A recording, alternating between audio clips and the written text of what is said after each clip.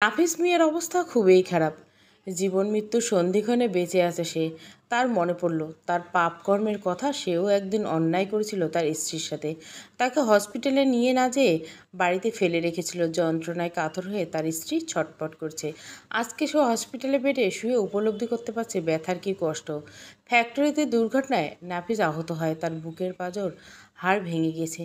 Doctor বলেছে বাংলাদেশে এটা চিকিৎসা চলবে না, ইন্ডিয়ায় নিয়ে যেতে হবে। তার জন্য প্রয়োজন অনেক টাকা। এত টাকা তার পক্ষে খরচ করার সাধ্য নেই। বড় ছেলে রাকিব একটা দোকানে চাকরি করে মাসে 10,000 টাকা মতো পায়। সেটা দিয়ে রাকিবের স্ত্রীকে নিয়ে চলে যায়। নাফিস মিয়া দ্বিতীয় বিয়ে করলে সেই দিকে তার দুইটা ছেলে সন্তান হয়। নাফিসের আয় দিয়ে কোনোভাবে চলে যেত তার সংসার। নাফিসের মা 2 বছর আগে মারা গিয়েছেন। নাফিসের বোনের বিয়ে হয়েছে রাজশাহীতে। নাফিস বলেছিল তার বোনকে তার চিকিৎসা করাতে টাকা দিতে। বোন বলে দিয়েছে, আমি এত টাকা কোথায় পাবো? আমার স্বামীর এত টাকা নেই, কখনোই রাজি হবে না। তোমার চিকিৎসার ব্যবস্থা তুমি করো। প্রকৃতি প্রতিশোধ মনে হয় এভাবেই নেয়। তার স্ত্রীকে সে যে টাকার ছলনা দিয়ে চিকিৎসা করেনি, সেই টাকার অভাবে আজ সে মৃত্যুর মুখে পতিত হচ্ছে। নাফিসের মনে পড়ে গেল তার আরেকটা সন্তান আছে। মৃত্যুর আগে যদি তার কাছ থেকে ক্ষমা চেয়ে নেওয়া যায়। পিতা হিসেবে কোনো দায়িত্ব পালন করেনি কখনো। 20 বছরের মধ্যে কখনো তার কন্যা সন্তানের খোঁজখবর নেয়নি নাফিস মিয়া। আজকে তার খুব মনে পড়ছে সেই কন্যা সন্তানের মুখ। হসপিটালের বেডে শুয়ে যখন যন্ত্রণায় কাতরাচ্ছে আর মনে পড়ছে তার পাপকর্মের কথা। ছেলে রাকিবকে কাছে ডেকে বলল, তোমার যে আরেকটা বোন আছে সেটা কি জানো? রাকিব অবাক হয়ে তার বাবার দিকে তাকিয়ে বলল, আমার আরেকটা বোন আছে? সেটা আমি কখনো জানি না। আপনি তো বলেননি আমাকে। আপনি আরও বিয়ে করছেন নাকি? না রে বাবা, তোর মা যখন তোকে 3 বছর রেখে মারা যায়, তোর মা প্রেগনেন্ট ছিল। কন্যা সন্তান জন্ম দিয়ে সে যখন মারা গেল, আমি সেই মেয়েটাকে আমার কাছে রাখিনি। তোর কি একটুও মনে নেই তোর যে একটা বোন হয়েছিল? রাকিব তার বাবাকে বলল, না তো, আমার মনে পড়ছে না। মায়ের চেহারা মনে পড়ে না। আপনি এতদিন পরে তার কথা বলছেন কেন? এত বছরের মধ্যে কখনো তার কথা বলেননি? এতদিন বলি নাই, তার কোনো খোঁজখবর নেই। অনেক পাপী আমি। আজকে এই পাপের শাস্তি পাচ্ছি। তোর মায়ের সাথে বোনের সাথে যা অন্যায় করছি, সেটা শাস্তি আজ আল্লাহ আমাকে দিচ্ছে। এখন আমি তোর মামার ঠিকানা দেই, তুই সেখানে যা। তোর মামাকে বলবি আমার মেয়েটাকে নিয়ে যেন একবার আসে। মৃত্যুর আগে আমি মেয়েটার মুখ দেখে যেতে চাই। জানি না আমার মেয়ে আমাকে দেখতে আসবে কি না। তবু তুই একবার গিয়ে বল তার পাপিষ্ঠ বাবা তাকে একবার দেখতে চাই। রাকিব ঢাকায় আসছে, কিন্তু তার মামার বাড়ি কোথায় থাকে সেটা সে জানে না। তাই ছোট মামা মামুন আহমেদের বাড়িতে রাকিব এসেছে। বাড়িতে মামুন আহমেদের বউ ছিল। তাকে জিজ্ঞাসা করলো, রাকিব, এটা কি মামুন মাম্মার বাড়ি? রাকিবের বউ মামুনের স্ত্রী বললেন, হ্যাঁ, এটা তার বাসা। কিন্তু তুমি কে? তোমাকে তো চিনলাম না। আপনি মনে হয় মামুন মাম্মার স্ত্রী। আমি মামুন মাম্মার ছোট বোন শিউলির ছেলে রাকিব। কী বলছো তুমি? তুমি শিউলির ছেলে? কত বড় হয়ে গেছো? তো এতদিন পর কি মনে করে? এত বছর কখনো আসনি। তোমার বাবা কেমন আছে? তোমার বাবা যে কাজটা করেছে সেটা খুব অন্যায় ছিল। তোমার মাকে চিকিৎসা না করে মৃত্যুর মুখে ঠেলে দিয়েছে। নিজের সন্তানের দায়িত্ব সে পালন করেনি। তোমার বোনকে যদি মতিন ভাইয়া না নিয়ে আসতো, কোনোদিন এতিমখানায় দিয়ে দিত তোমার বাবা। মামি, আমি তখন অনেক ছোট ছিলাম, জানতাম না আমার বোন আছে। আমার বাবা এখন মৃত্যুর সঙ্গে পাঞ্জা লড়ছে। ফ্যাক্টরি অ্যাক্সিডেন্ট করে তার বুকের হাড় ভেঙে গেছে। ডাক্তার বলছে অনেক টাকা লাগবে চিকিৎসা করাতে। আমাদের কাছে টাকা নেই, তাই বিনা চিকিৎসায় হাসপাতালের বিছানায় ছটপট করতে করতে সে মারা যাবে। মৃত্যুর আগে শেষ ইচ্ছে আমার বোনটাকে সে দেখবে, তাই আমাকে পাঠাইছে বড় মামার কাছে। আমি বড় মামার বাসার ঠিকানা জানি না। আব্বা যে ঠিকানা দিচ্ছে সেখানে গিয়ে দেখি তারা নেই। মনে হয় বাসা চেঞ্জ করেছে। মামুন আহমেদের স্ত্রী রাকিবকে মতিন আহমেদের বাসার ঠিকানা দিলেন এবং বললেন, বাসার ভেতরে আসো, দুপুরের খাবার খেয়ে তারপর যাও। রাকিব তার মামিকে বললেন, না মামি, আমি হোটেল থেকে খেয়ে এসেছি। আবার আমাকে খুলনায় ফিরতে হবে, তাহলে আমি এখন বড় মামার বাসায় যাচ্ছি।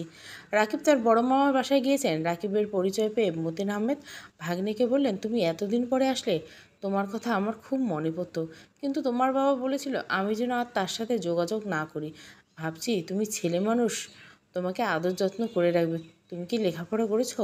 আমি ইন্টার পাস করার পর পড়াশুনো করতে পারিনি। বাবা আমার পড়াশুনো খরচ চালাতে পারবে না বলে দিয়েছিল, তাই একটা দোকানে চাকরি করি। এখন বিয়ে করে নিছি।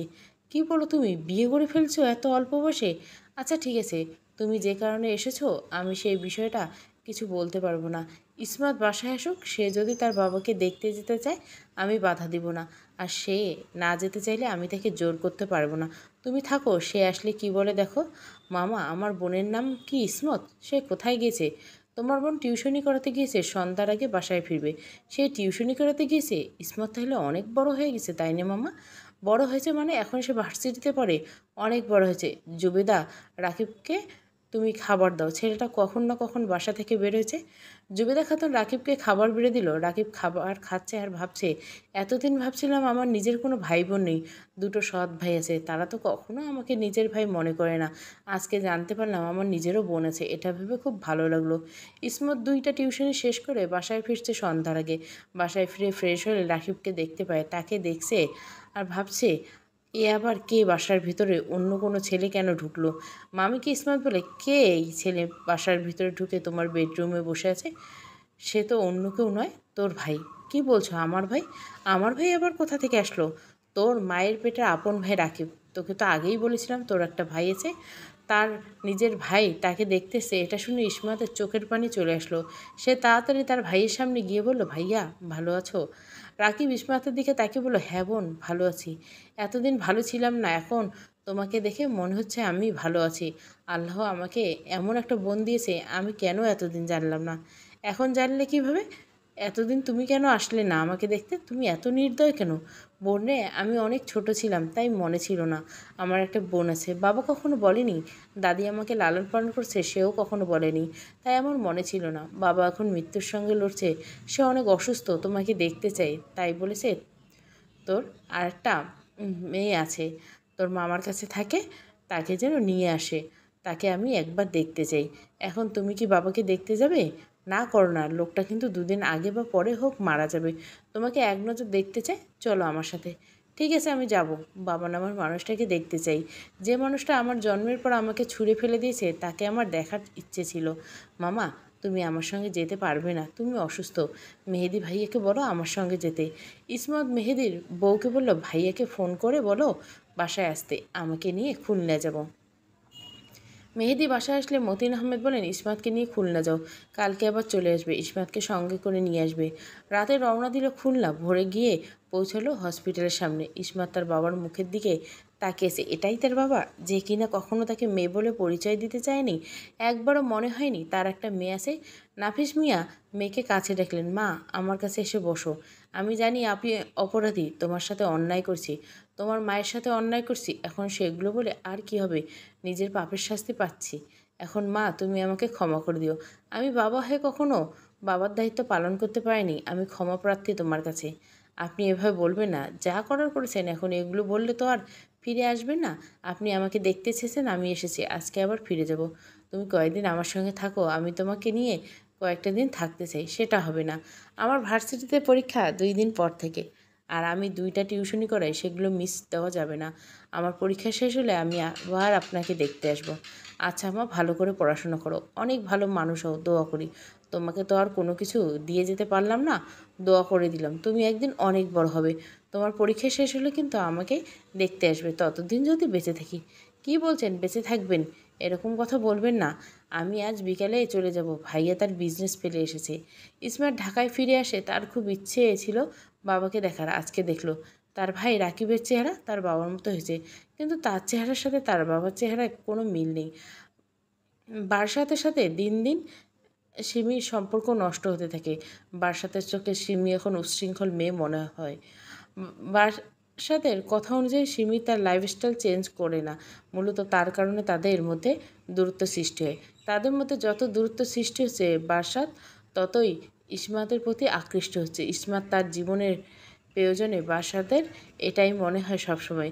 বাসাদ মিতু ভাবিকে বলল, ভাবি তোমার সাথে আমার কথা আছে, চলো ব্যালকনিতে বসে কথাগুলো বলি।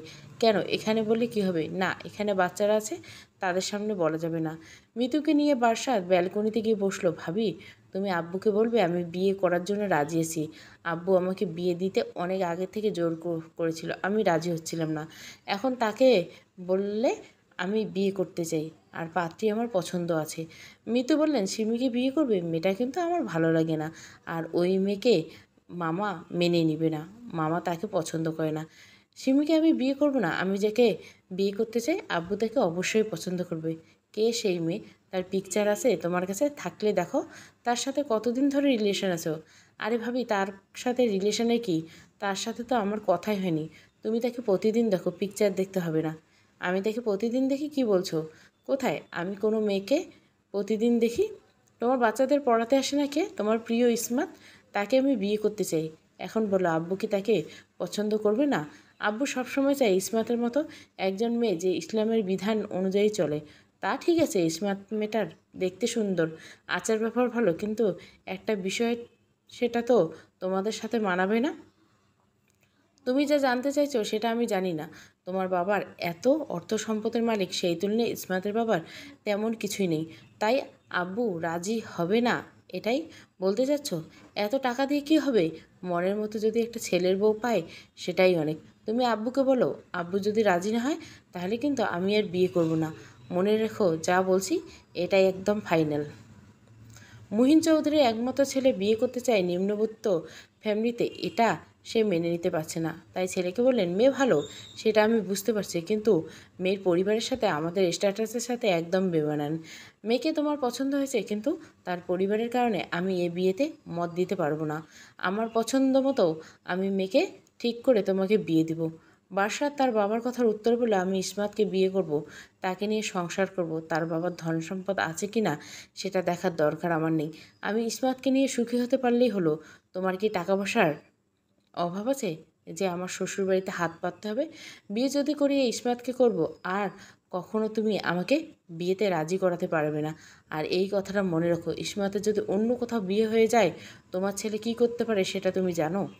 সত্যি তুমি মেয়েটাকে এত ভালোবেসে ফেলেছিস? তোকে আমি পরীক্ষা করে দেখলাম, সত্যি তাকে মন থেকে পছন্দ করিস কি না সেটাই দেখলাম। আমি কাল ইসমাতের সাথে কথা বলছিলাম। এতদিন ধরে মেয়েটা আমাদের বাসায় পড়াচ্ছে, কখনো তার সামনাসামনি হয়নি।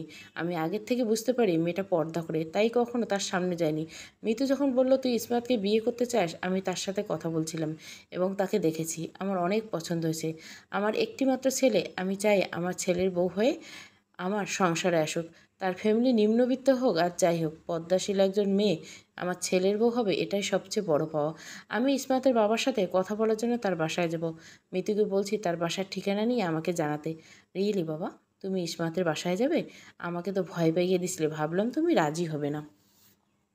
বাসাত খুশিতে তার বাবাকে জড়িয়ে দিল। মিতু ইসমাতের কাছ থেকে বাসার ঠিকানা নিয়েছে, কিন্তু ইসমাতকে কিছু বলেনি।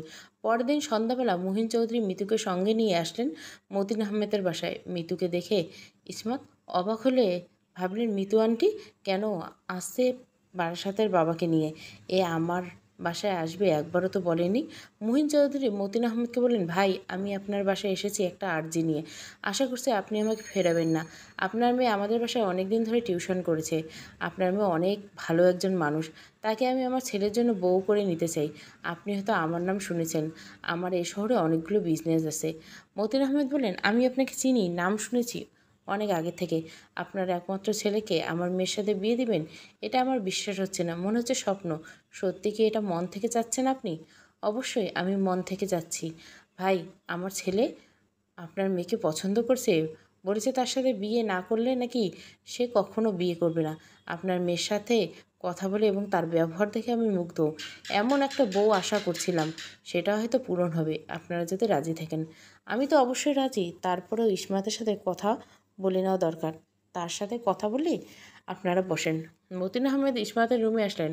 মা, তুমি হয়তো শুনেছ মহিন চৌধুরী কেন এসেছে? তার ছেলের জন্য বিয়ের প্রস্তাব নিয়ে এসেছে। তুমি কি বলো? তোমার মতামতের উপর ভিত্তি করে আমি তাকে কথা দিতে পারি। সংসার করবে তুমি তোমার সারা জীবনের ব্যাপার। এখন সিদ্ধান্ত তোমার উপর। আব্বু, আমাকে ভাবতে দাও, আমি তোমাকে একটু পরে জানাচ্ছি। মতিন আহমেদ ইসমাতের রুম থেকে চলে আসলো। ইসমাত ভাবতে লাগলো, সত্যি তাহলে বারাসাত আমাকে ভালোবাসে? আমি তাকে বলেছিলাম রিলেশন করবো না, যদি ভালোবাসি বিয়ে করে তারপর স্বামীকে ভালোবাসবো। সে আমার কথাটা মনে রেখেছে। পরক্ষণে তার মনে হলো তার আসল পরিচয় তাদেরকে বলে দেওয়া উচিত। হয়তো এটা জানলে মহিন চৌধুরী বিয়েতে রাজি না হতে পারে। সত্য লুকিয়ে রেখে বিয়েটা না হয় ভালো। ইসমাত তার বাবাকে ডাক দিয়ে বলল, তুমি যা ভালো মনে করো, আমি তাতে রাজি। আমার মনে হয় ছেলেটা ভালো হয়েছে। এতদিন ধরে তাদের বাসায় যাওয়া আসা করছি, কখনো আমাকে অসম্মান করে কোনো কথা বলেনি। কিন্তু তুমি আমার ব্যাপারে তাদের সবটা বলে দাও। তুমি আমার মামাকে আমাকে নিয়ে এসে নিজের সন্তানের মতো লালন পালন করেছে, এখন বারাসাতের বাবার কাছে বলো। এটা শোনার পর যদি তারা রাজি থাকে তাহলে আমার কোনো অমত নেই। আর একটা কথা, আমি কিন্তু লেখাপড়া কমপ্লিট করবো আর আমি চাকরি করতে চাই। কারণ তোমরা আমাকে অনেক কষ্ট করে বড় করেছো। আমার কারণে বড় দুই ভাই তোমার থেকে আলাদা হয়ে গেছে। আমি চাই নিজে কিছু করে তোমাদেরকে সুখে রাখতে, তাই আমাকে জব করতে হবে। তারা এটা ভাবতে পারে তাদের কোনো টাকা পয়সার অভাব নেই, কেন বাড়ির বউ অন্য কোথাও চাকরি করতে দিবে? কিন্তু আমি তো চাকরি করতে চাই। তুমি তাদেরকে বলো আমার লেখাপড়া শেষ হলে আমি চাকরি করব। মতিন আহমেদ মুহিত চৌধুরীকে ইসমাতের ব্যাপারে বলল এবং বলল সে লেখাপড়া কমপ্লিট করে চাকরি করতে চায়। আপনার তো টাকা পয়সার অভাব নেই, পরে যদি বলেন আমার ছেলের বউ কেন চাকরি করবে এটা নিয়ে পরে ঝামেলা হবে।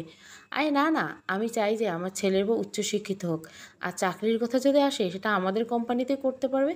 আমার এত বড় বিজনেস, অনেক মানুষকে আমার অধীনে চাকরি দেই। আমার ছেলের বউ সেখানে চাকরি করতে পারবে। তাদের পারিশ্রমিক আমি আলাদাভাবে দেব, অন্য মানুষকে যেভাবে দেই। তার টাকা দিয়ে সে যা ইচ্ছা তাই করতে পারে। আমি কখনোই তাকে পরাধীন করে রাখবো না। শুধু এটুকু চাই আমার ছেলেটা যেন তাকে নিয়ে সারা জীবন সুখে থাকে। আলহামদুলিল্লাহ, তাহলে তো আর কোনো সমস্যাই থাকলো না। আমি রাজি, আমার মেয়ে রাজি আছে। মুহিন চৌধুরী বারাসাতের কাছে কল দিয়ে বললেন, তুমি এখনই জুয়েলারি শপে যাও, ডায়মন্ডের রিং নিয়ে তাড়াতাড়ি ইসমাতের বাসায় চলে এসো। বারাসাত বুঝতে পারছে ইসমাতের বিয়েতে রাজি এসেছে, তাড়াতাড়ি তার বাবার কথা অনুযায়ী জুয়েলারি শপে গেল। পছন্দের মতো ডায়মন্ডের রিং নিয়ে আসলো ইসমাতের বাসায়। মুহিন চৌধুরী ছেলেকে বসলেন, ইসমাতের হাতে আংটি পরিয়ে দাও, এবং মতিন আহমেদকে বললেন, বিয়ের দিন তারিখ ঠিক করে আপনাকে ফোনে জানিয়ে দেব। এখন তাহলে আসি। চা নাস্তা করে মুহিন চৌধুরী, বারাসাত, মিতু ফিরে আসলেন নিজেদের বাসায়। পরদিন যখন ইসমাত পড়াতে আসলো, বারাসাত ইসমাতের সামনে গিয়ে বলল, ইসমাত তাকে দেখে বলল, আপনি এখানে কেন? বাচ্চাদের পড়াতে ডিস্টার্ব করবেন না প্লিজ, আপনি এখান থেকে চলে যান। আমি থাকলে তোমার প্রবলেম কি? কখন ডিস্টার্ব করলাম?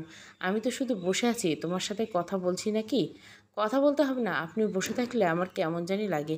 এটা কোনো কথা হলো? দুদিন পরে আমার সাথে থাকতে হবে, তখন অস্বস্তি লাগবে না? না, তখন অস্বস্তি লাগবে না। তখন আপনি আমার স্বামী হবেন। আপনার সামনে বসে থাকলে আমার পাপ হবে না। আপনি যেভাবে তাকিয়ে থাকেন এতে আমার পাপ হবে। আজ কিন্তু আমি তোমার কথা রাখবো না, এখানে বসে থাকবো। তুমি বাচ্চাদের পড়াও, আমি তোমাকে দেখব। আপনি যদি আমার কথা না রাখেন, বাচ্চাদের পড়ানো বন্ধ করে আমি এখন চলে যাব। বারাসাত বুঝতে পারল মেয়েটা খুব একরোখা, যা বলে তাই করে। তাই আর কথা না বলে বারাসাত সেখান থেকে চলে যায় এবং যাবার আগে বলল, রাতে আমি তোমাকে ফোন করব, আমার সাথে কথা বলবে। না, আপনি ফোন করতে পারবেন না। আর কী কথা বলবেন? আপনার সাথে আমার কিছু বলার নেই। আমি জানি না তোমাকে কথা বলতে বলছি, কথা বলবে। আমি ফোন করব রাতে। বারাসাত চলে গেল। তখন ইসমাত পড়ানো শুরু করলো এবং মনে মনে ইসমাত অনেক খুশি। সে বুঝতে পারছে বারাসাত অনেক ভালো মনের মানুষ, নাহলে তার কথা মতো চলে যেত না।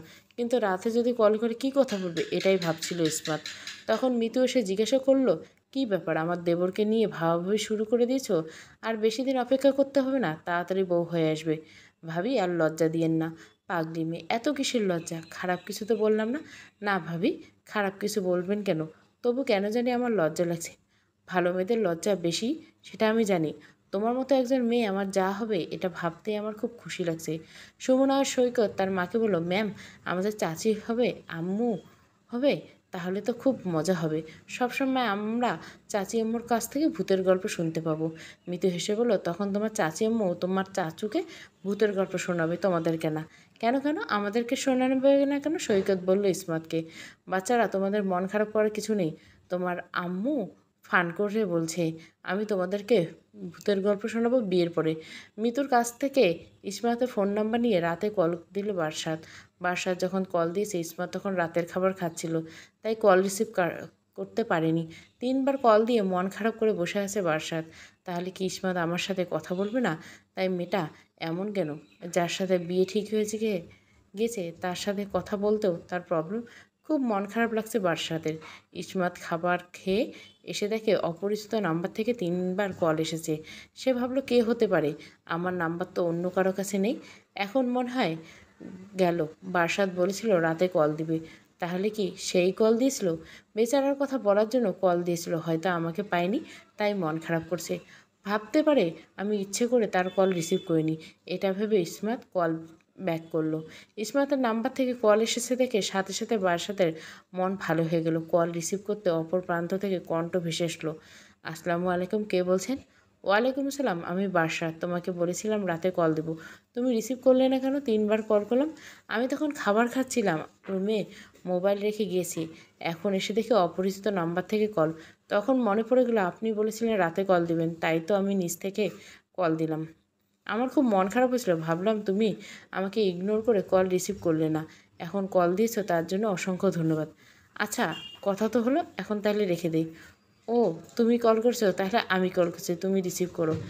এইটুকু কথা শেষ বলে কথা বলা শেষ হলো নাকি? আমি তোমার সাথে আরও কথা বলবো।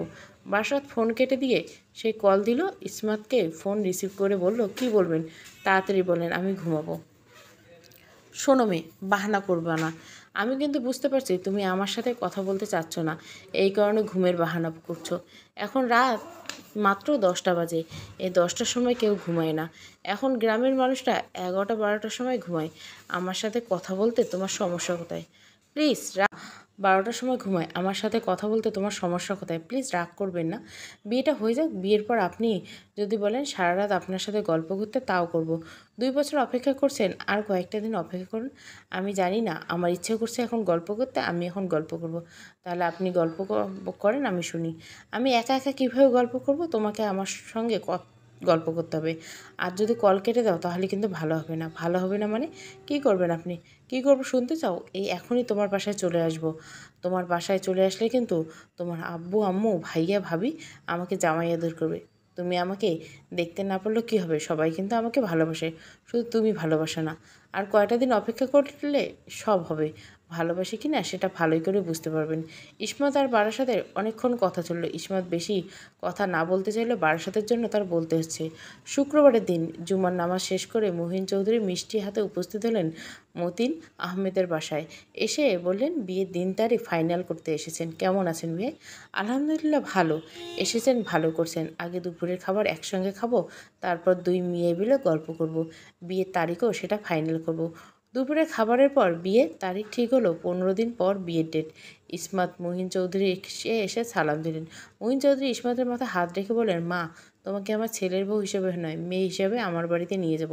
তুমি আমার সংসারটাকে আগলে রাখবে আর আমার ছেলেকে ভালো পথে ফিরিয়ে আনবে। সে সবসময় বন্ধুবান্ধব নিয়ে ঘোরাঘুরি করে, আমার বিজনেসে মন দেয় না। তুমি তাকে বুঝিয়ে অফিসে বসাবে। ইনশাআল্লাহ আমি চেষ্টা করব। আর আপনি আমাকে মেয়ে ভেবে আপনার ছেলের বউ করে নিয়ে যাচ্ছেন, আমি যেন আপনার সমস্ত কথা রাখতে পারি। ইসমাত তার বাবাকে বলে এসেছিল এক্সামের পর তাকে আবার দেখা করতে যাবে, কিন্তু বিয়ে ঠিক হয়ে যাওয়া আর হলো না। ইসমাত ভাবছে বিয়ের পরে বারাসাতকে সঙ্গে নিয়ে একবার যাবে, কিন্তু তার সেই আশা পূর্ণ হলো না। রাত 3টায় মতিন আহমেদের ফোনে রিং হচ্ছে। কয়েকবার রিং হওয়ার পর জুবেদা খাতুন ফোন রিসিভ করলেন। ঘুম ঘুম চোখে জিজ্ঞাসা করলেন, কে? আপনি এত রাতে ফোন করছেন? অপর প্রান্ত থেকে কান্নাজড়িত কণ্ঠে রাকিব বলল, মামি, আমি রাকিব। আব্বা একটু ওকে মারা গেছে।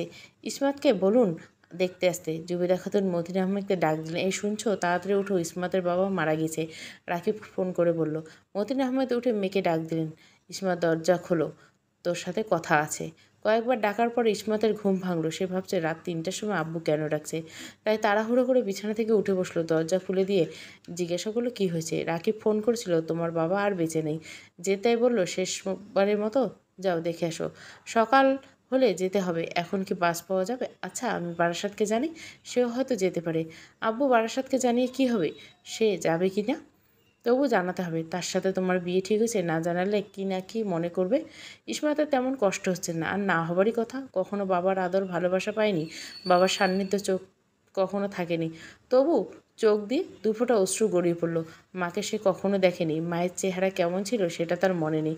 বাবাকে তবুও তো দেখতে পাচ্ছে। মতিন আহমেদ বারাসাতকে কল দিয়েছে এবং বলেছে ইসমাতের বাবা মারা গেছে, এখন খুলনা যেতে হবে। বারাসাত বলল, আপনারা রেডি হন, আমি গাড়ি নিয়ে আসছি। বারাসাত ফ্রেশ হয়ে তার বাবাকে বলল, আমি খুলনাতে যাচ্ছি, ইসমাতের বাবা মারা গেছে, তুমি কি আমার সঙ্গে যাবে?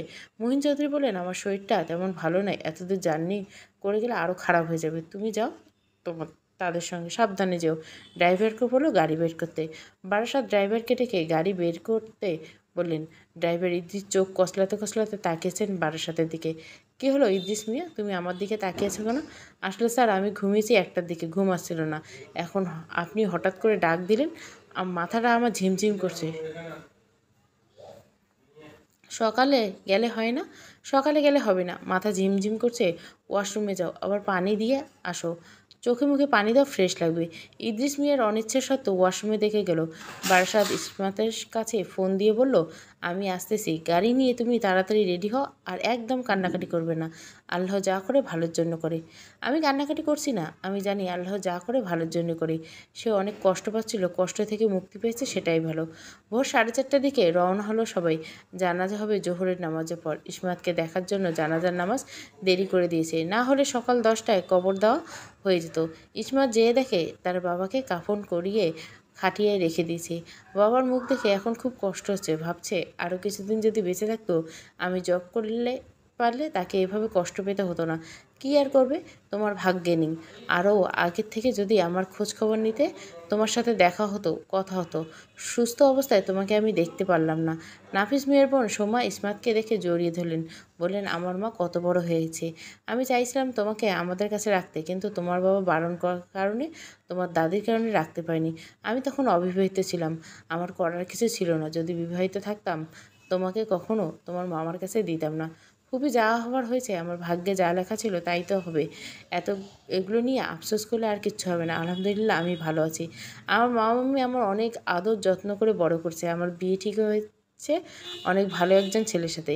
ইসমাত বারাসাতের সাথে তার ফুপির পরিচয় করে দিল। বারাসাত ফুপি শাশুড়িকে সালাম দিয়ে কুশল বিনিময় করলো। সোমা আক্তার বললেন, বিয়ের পর জামাইকে নিয়ে রাজশাহীতে বেড়াতে এসো, আমার বাসার ঠিকানা নিয়ে যাও। ইসমাত তার ফুপির বাসার ঠিকানা এবং ফোন নাম্বার দিলেন। বিকেলে ঢাকার উদ্দেশ্যে রওনা দিয়েছেন সবাই। ইসমাতের পাশে বসেছে বারাসাত।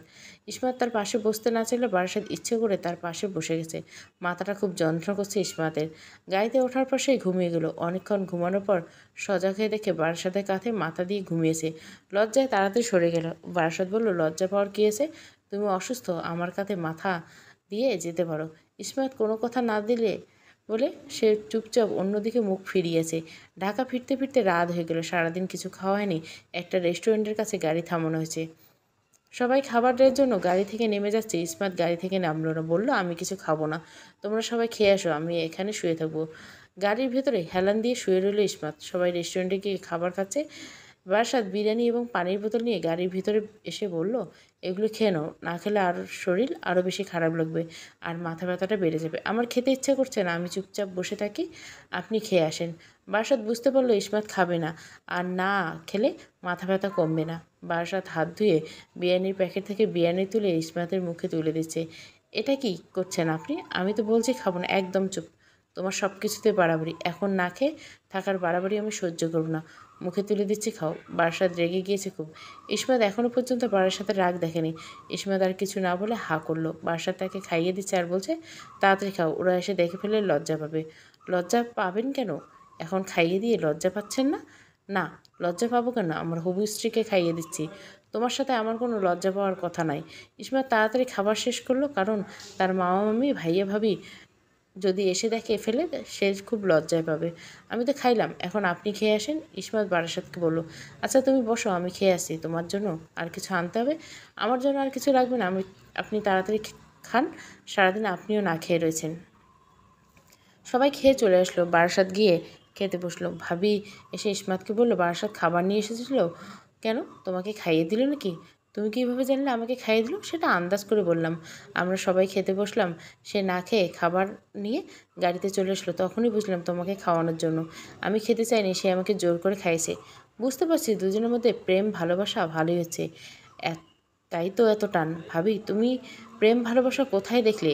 আমি সবসময় তার কাছ থেকে এড়িয়ে চলছি। ভালোবাসলে সে বেসেছে, আমি বাসবো বিয়ের পর। যাই বলো, তুমি তাকে পছন্দ করতে, না হলে বিয়েতে রাজি হতে না প্রস্তাব দেওয়ার সাথে সাথে। হ্যাঁ, তা মিথ্যে বলবো না, একজন মানুষকে পছন্দ হতে পারে, তাই বলে আমি তার সাথে রিলেশনে জড়াইনি। আর এটা কখনো ভাবিনি এত বিত্তশালী সন্তান আমাকে কখনো বিয়ে করতে যাবে, তাই তার কাছ থেকে দূরত্ব বজায় রেখে চলতাম। সেও কখনো আমাকে ডিস্টার্ব করেনি। বাসা সত্যি আমাকে মন থেকে চেয়েছিল বলে আমাদের বিয়ে হয়েছে। তাকে পেলে আমি খুশি হব, কারণ এমন একজন জীবনসঙ্গিনী চেয়েছিলাম জীবনে, যার কাছে আমার মূল্য থাকবে অপরিসীম। সে আমাকে সম্মান করবে বারাসাতের মাঝে, আমি সেটাই দেখতে পাচ্ছি। ইসমাতের কাছে কিছু টাকা জমানো ছিল, সেই টাকা দিয়ে তার বাবার নামে এতিমখানে বাচ্চাদের খাওয়ালো। বাচ্চাদের বলল তার বাবার জন্য দোয়া করতে। বিয়ের ডেট আর পিছিয়ে দেওয়া হলো না, কারণ মোহিত চৌধুরী বিয়ের কার্ড ছাপিয়ে সবাইকে বিতরণ করছে। নির্ধারিত তারিখে বিয়ে হয়ে গেল বারাসাতের সাথে ইসমাতের।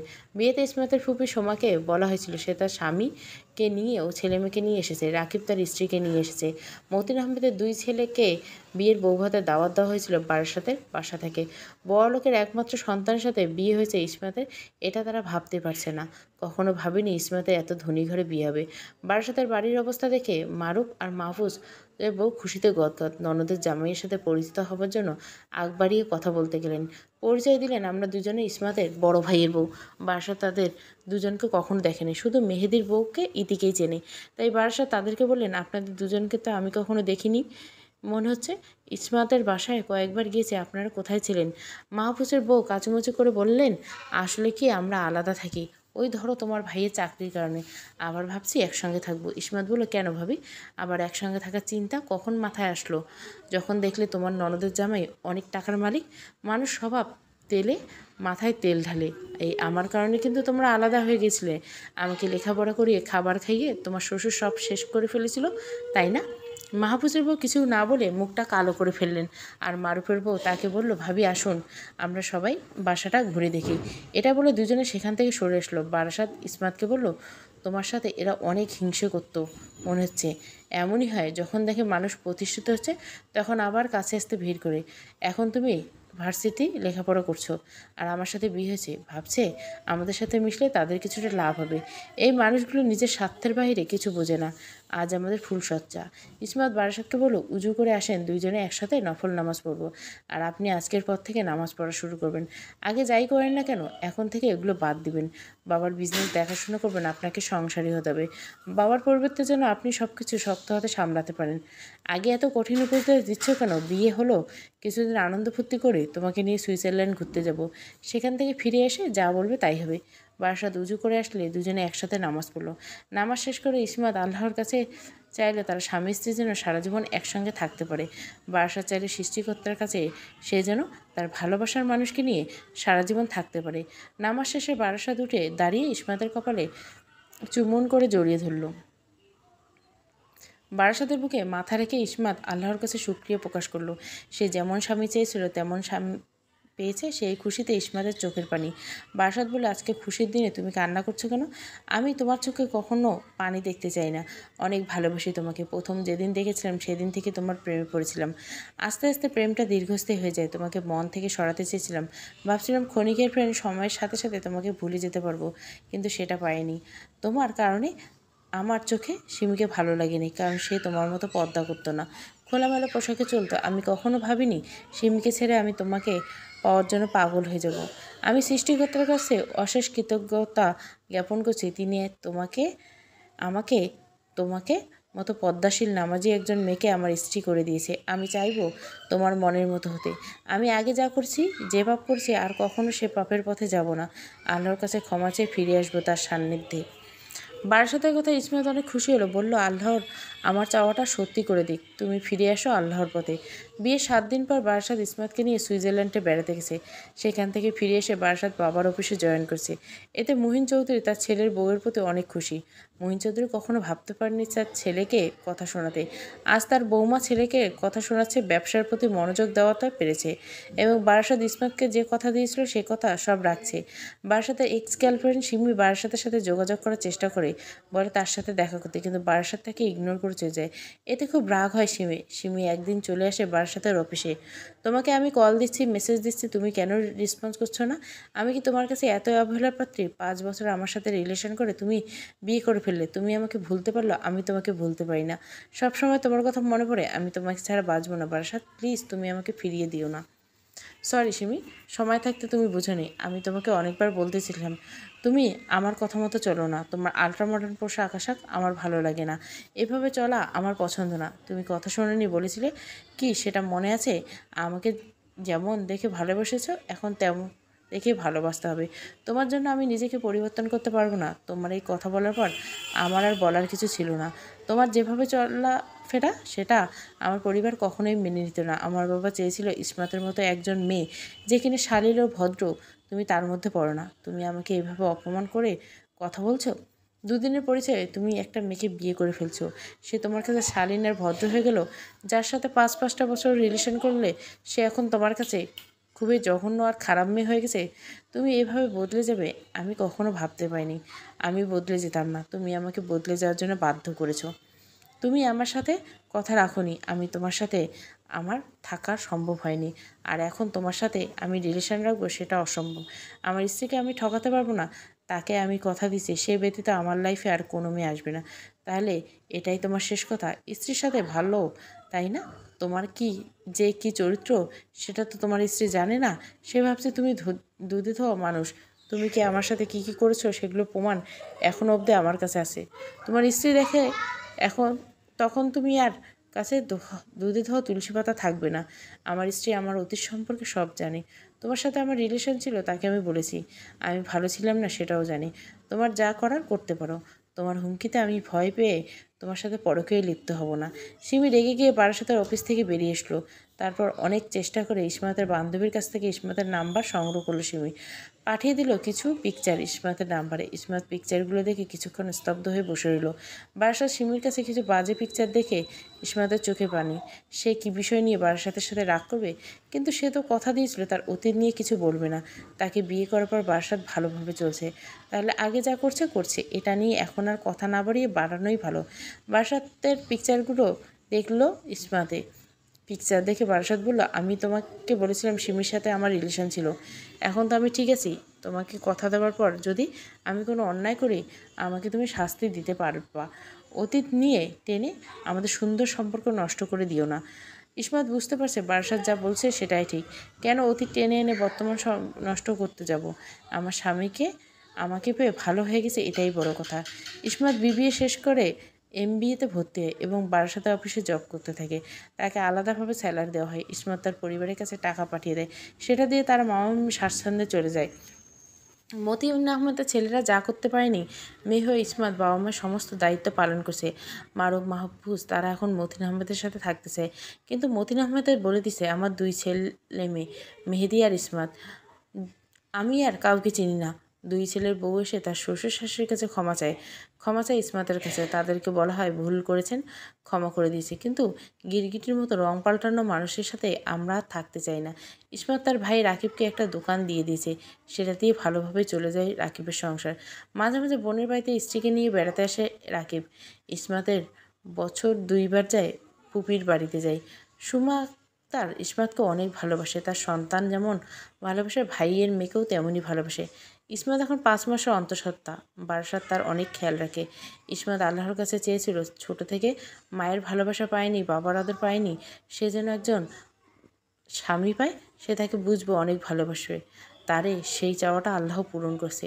আল্লাহর কাছে তার এখন একটাই চাওয়া, সারা জীবন যেন স্বামীর ভালোবাসাতে পরিপূর্ণ হয়ে থাকতে পারে।